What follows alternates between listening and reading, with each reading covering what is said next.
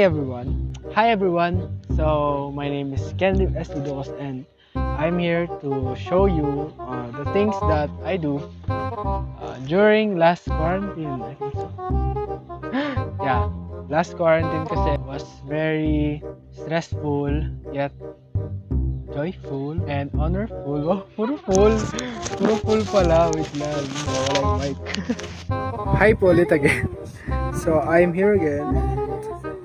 Let's start with the days where I was so boring and so stressed that day, and I'm just gonna show some things. I can't literally show the things that I do because I was in my house. I'm currently at my cousin's house, hacienda ni Mika. So yan, yeah, and I don't brought some things like I can't brought my little sister because it was forbidden to brought kids outside the house right now.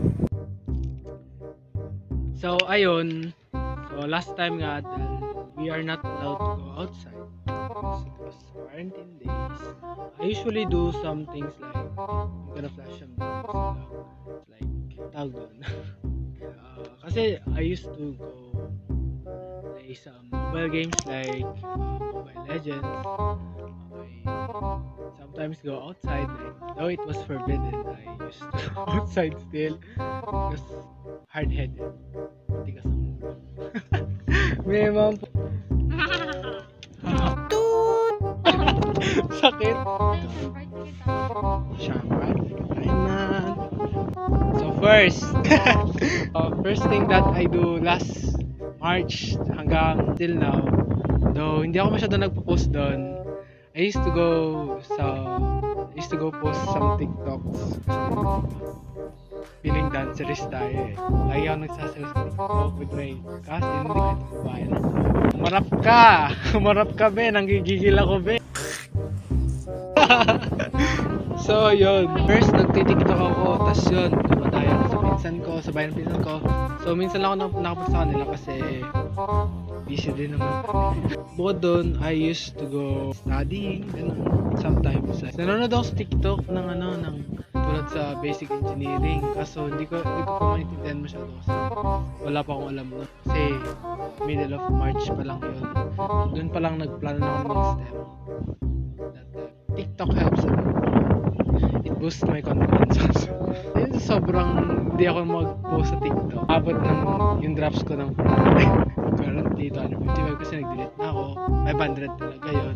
Next thing that I do a lot is sa matulog, kumain.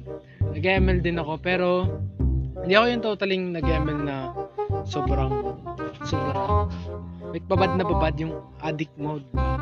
Ganun. By the way, nakashoes ako kahit hindi naman napapoint. So yun, hindi ako masyado nagbababad. Hindi ako mapagbabad ng ayos kasi nga hindi rin naman ako magaling maglaro. So, parang ang hihabol ko lang sa MLs, skin, events, yun lang din yung habol ko. And the third thing that I used to do a lot is take care of my little sister.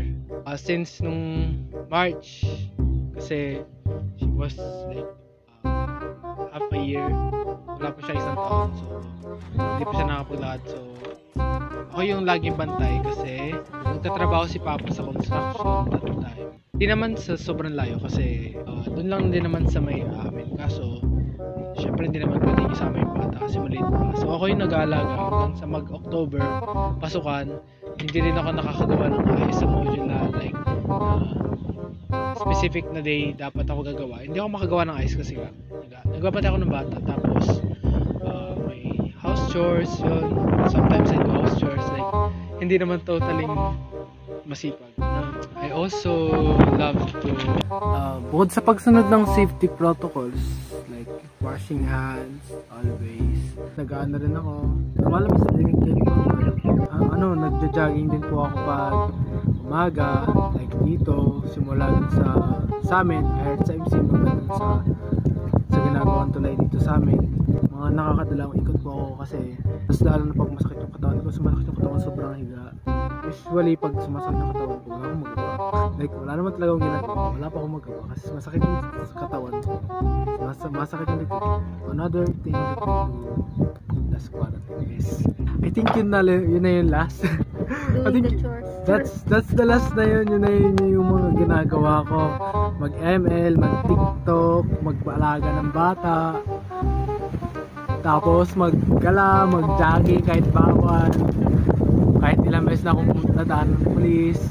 But I always wear my mask naman lagi. So lahat naman tayo dapat lagi tayong mag-mask, maghugas ng kamay, maintain social distancing. Kung alis man tayo ng bahay tapos pumunta tayo sa matang lugar like palengke, maintain social distancing because you don't want to get COVID naman, di ba? You don't want to spread the virus with your family. You don't want your family to be quarantined because that was a very challenging part na maka-quarantine kayo, maka-COVID kayo.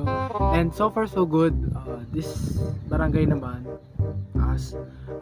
though may mga gossips or mistakes na nangyari na may kumalat daw ng COVID dito, pero wala naman kasi sinabtos naman sila and still we're safe naman here. And that's why I'm panatag naman. So panatag naman ako na ayos lang lumabas kasi yun, wala nga. Tapos nakamas naman ako. Just pray lang lagi. Always ask God guidance para bukod sa mask, may guidance sa Panginoon. Yun lang yung mga madalas na ginagawa. So all that I can say is mag-ingat tayo palagi upang maging stay healthy, stay safe, upang huwag matuyo ang inyong mga kipain.